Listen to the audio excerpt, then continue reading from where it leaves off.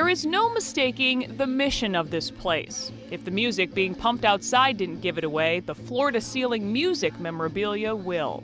So a lot of people wouldn't think that Iowa and rock and roll necessarily go hand in hand, but do you think people are pretty surprised once they walk in? They are. What most people don't realize is that one time Iowa had more ballrooms per capita than any state in the country.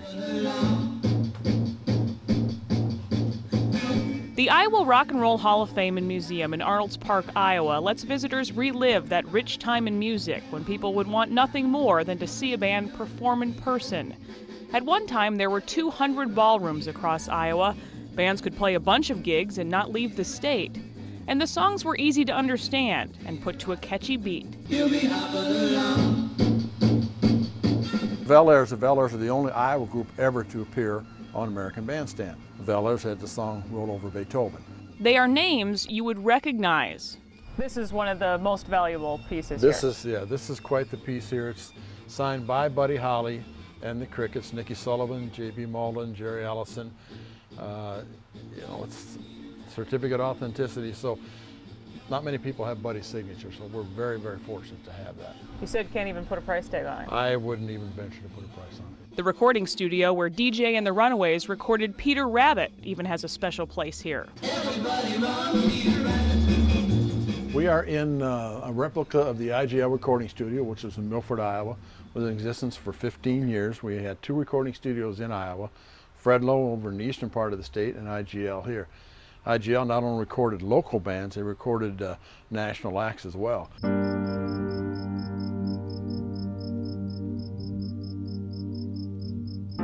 But there is no other day in Iowa music history that stands out more than one.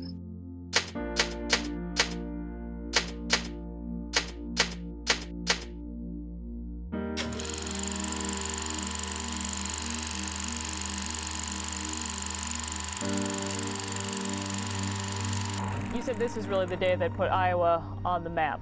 Rock and roll wise, yes, it was. You know, this is February 3rd, 1959. People say the day the music died.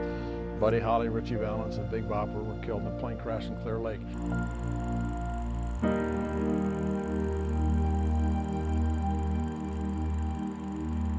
They had all taken the stage at the Surf Ballroom in Clear Lake that night. It was not a scheduled concert. One of their concerts got canceled in Wisconsin, so Clear Lake was available. They picked them up and they played that night. They would go to Fargo, Moorhead the next day. But a broken bus put all 3 on a chartered plane to get them to their next stop in time. A blinding snowstorm would end all of their lives. Their plane crashed in the middle of a snow-covered Iowa cornfield. A lot of talent, you know, America lost that day. Each anniversary, there are hundreds that make the trip to see the site of the crash. It's only marking from the road a big pair of Buddy Holly's glasses. Where the plane went down, people leave small tokens of their appreciation for their music. People come back just to honor Buddy, Ritchie, and the Bopper, and it's amazing because Buddy was 22 years old, Ritchie was 17, and the Bopper was 26. And the ballroom that hosted their final show is still there to entertain. Each February, it still hosts the Winter Dance Party. The surf is it's incredible. It's just like it, you know, it's still locked back in a time warp. You still walk in, you still get the same smell that you remember. They still got the same booths. They always say that's the day the music died, but it really didn't. It's music just took off from there. You can certainly see that when you look around. There is one instrument in particular people who grew up here are drawn to. Yeah, it's amazing. You know, when you start looking back, the rock and rollers that have come from Iowa, especially a lot of drummers. A lot of drummers come from Iowa. A lot of drummers from Iowa. A lot of drummers from Iowa. I always say the reason we have a lot of drummers from Iowa, it gets cold in the winter. You can't be outside, so you stay in the house and you take out your frustration on a set of drums. And fortunately, a lot of these drummers made it big time. So it's kind of my side of the story, I guess, so to say. Makes sense to me. While there is a lot of attention paid to the past, the museum is also focused on the future. Hey, Slipknot is really kind of the big deal now in Iowa. They are huge, not only in Iowa, but across the world. They're from Des Moines.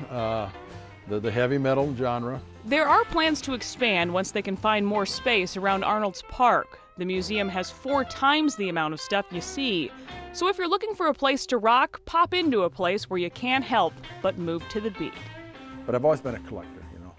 It's just always been, when I bought an album, I had to find out all about the musicians. So.